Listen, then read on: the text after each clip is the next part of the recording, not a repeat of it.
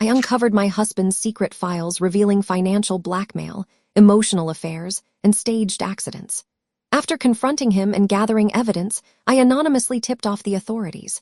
Now I'm rebuilding life in a new city, finding strength and self-trust. Never thought a Friday night could feel like a trap.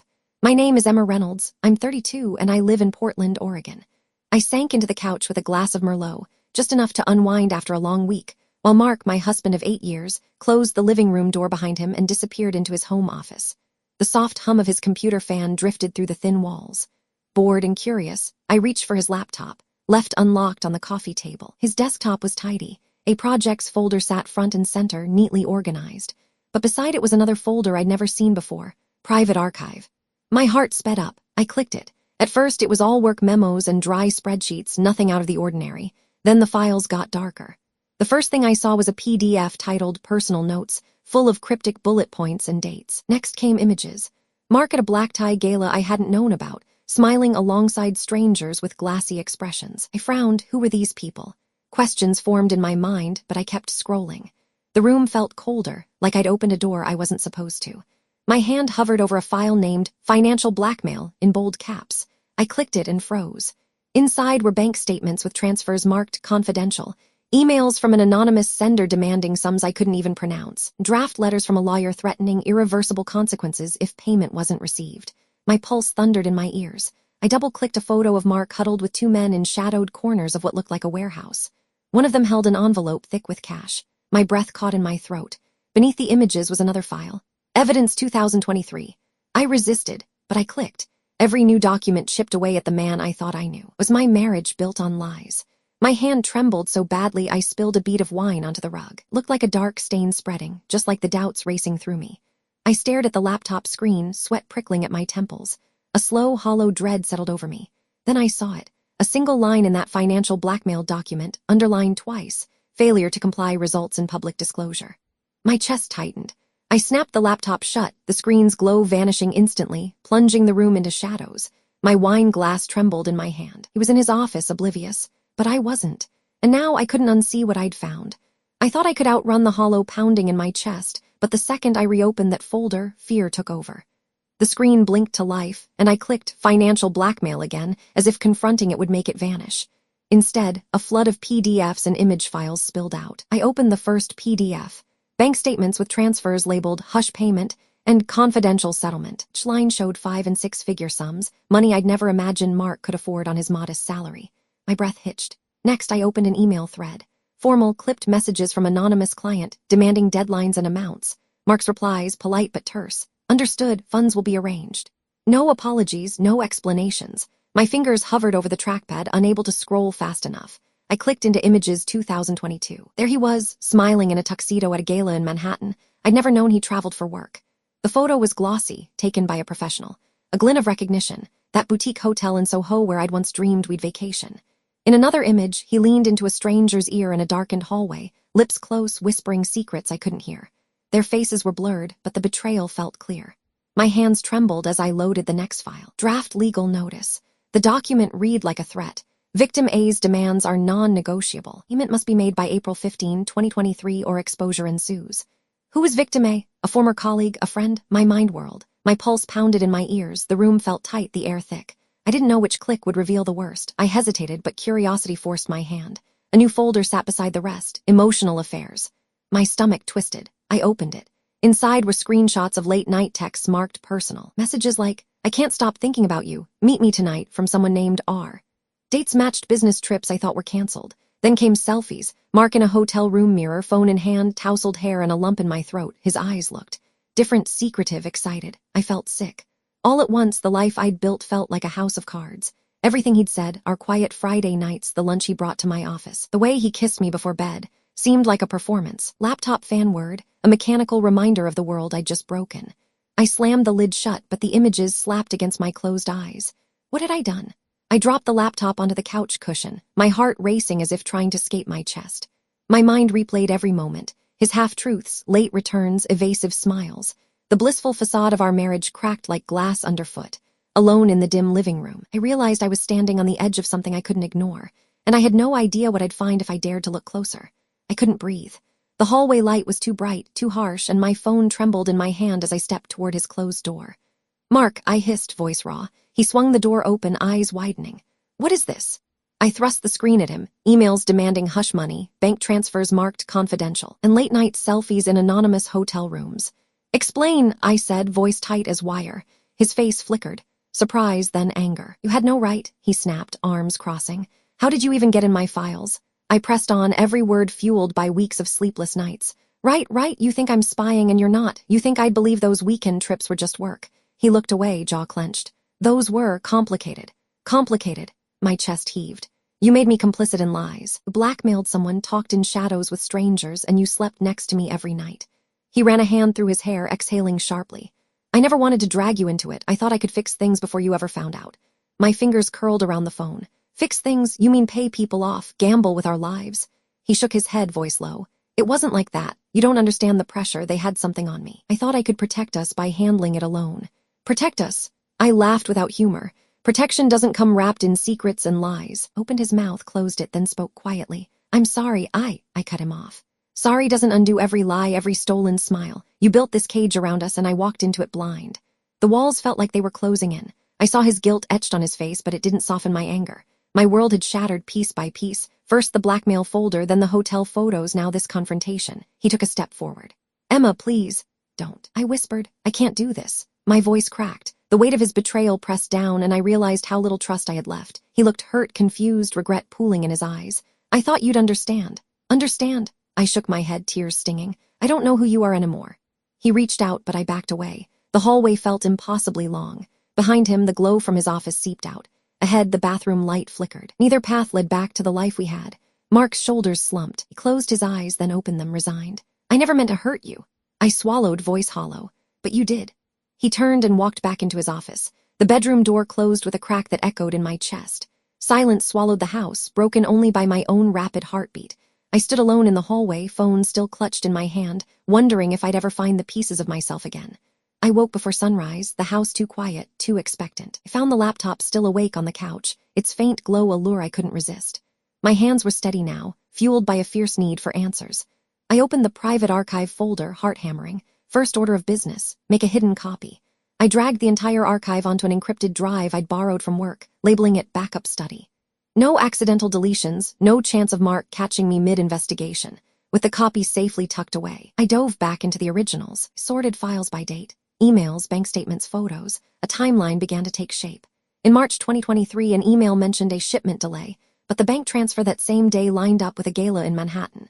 I scribbled notes in my journal. Trip paid by unknown. Funds from shell company. Every discrepancy was a clue. My mind flashed back to breakfast last April when Mark said he was working late. I'd poured syrup over pancakes, smiled as he kissed my cheek, oblivious. Now I saw the drafts he'd sent that morning, messages to Agent X reading, "Ensure client meets demand before noon." My stomach turned. Those weren't harmless work emails, they were orders. Next, I found the folder labeled Emotional Affairs and skipped past it, focusing on insurance claim. The name alone made my breath catch. Inside were photographs from years ago, a car door crumpled against a guardrail, a staged skid on a deserted highway. I recognized the rusted sign from the county road, where we had driven during our first road trip. My hands shook as I flipped through the photos. Mark's car at the crash site, camera perched on the hood, smoke curling in deliberate plumes. A Word document titled Claim Statement described injuries and pain, exaggerated for maximum payout. It laid out an accident that never happened, with a fake victim, someone called Client B, who was paid tens of thousands. Damning line. Doctor's report attached, no physical examination required. My breath caught in my throat. This was insurance fraud, not just hush money or infidelity. Tears blurred my notes as I realized how deep the deception ran. Every memory of us singing along to the radio on that highway felt tainted. I'd held his hand through an ordeal he'd manufactured. I closed my eyes and pressed my forehead to the cool laptop screen. The glow felt accusatory. The stakes weren't just marital, they were criminal. Everything I'd uncovered so far was only the tip of the iceberg. I tapped the trackpad, scrolling down the folder list. There were more files. Cybersecurity, offshore accounts, backup plan. My heart thundered so loud I was sure Mark would hear it through the walls. I swallowed, wiped my tears on the sleeve of my sweatshirt, and opened the next folder. If this was a rabbit hole, I was diving in head first, and I still didn't know how far it went. I was terrified of what I'd find at the bottom. I never thought I'd confess this much over a latte. Sarah stirred her cappuccino, eyes flitting between my trembling hands and the stack of printouts I'd spread across the cafe table. Rain tapped against the window, matching the tremor in my chest. This is everything I found," I said, sliding a photo of Mark in that Soho gala under her nose. She gasped softly. "Emma, why didn't you tell me sooner?" I swallowed. I needed proof. Before I could believe it myself, my thumb traced the bold header on the legal notice. Financial blackmail, threatening exposure if payment wasn't made. Sarah's fingers hovered over the printout, then moved to an email thread demanding six-figure hush payments. "They're using him," I whispered, voice barely audible. "And he's covering it up, manipulating someone's pain for money." Sarah's jaw clenched. She set down her spoon, eyes wet. My gut told me something was off with Mark these past months. His late nights, the secretive texts, but blackmail. She shook her head, pushing a strand of hair behind her ear. "Emma, you need to go to the police." I looked at the folder labeled insurance claim, photos of a staged car crash, a falsified doctor's report, a fake victim, a fortune claimed. My hands curled into fists. "If I go to the police, our lives..." Sarah reached across the table, covering my hand. "I know you love him, but love doesn't excuse crime." A thunderclap rolled outside and the cafe lights flickered, shadows dancing around us. Sarah's voice was calm but urgent. "You can't carry this alone. If you don't act, you become complicit." My throat tightened. I remembered Mark's plea in the hallway, the regret in his eyes. I remembered our vows, the promises I once believed in. "I'm scared," I admitted, voice cracking. "Scared of what this will do to our family, to me." Sarah squeezed my hand.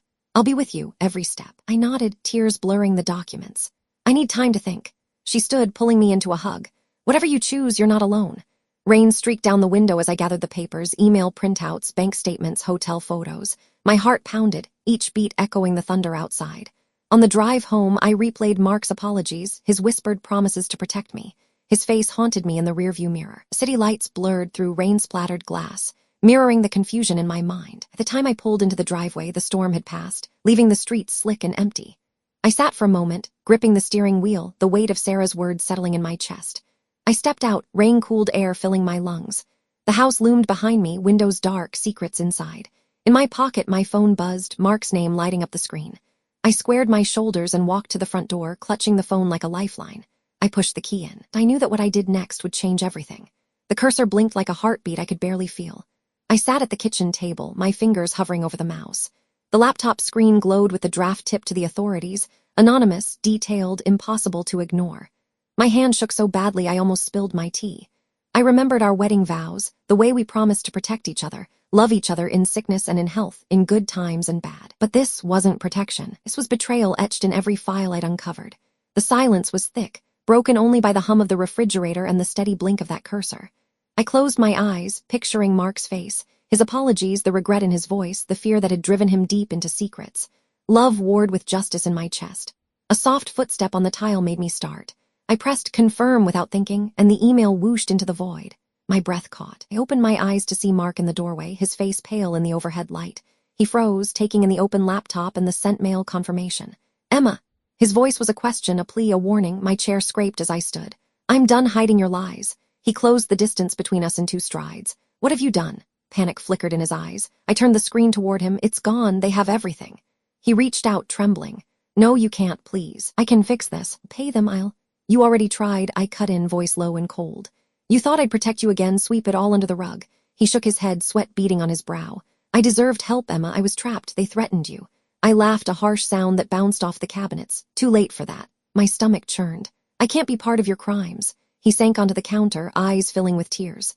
"I never wanted you to find out like this." I sat back down, folding my arms. "You knew I deserved the truth."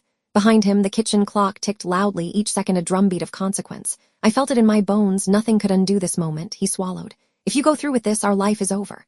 I stood, backing away. "It's already over, Mark." His shoulders slumped as realization washed over him.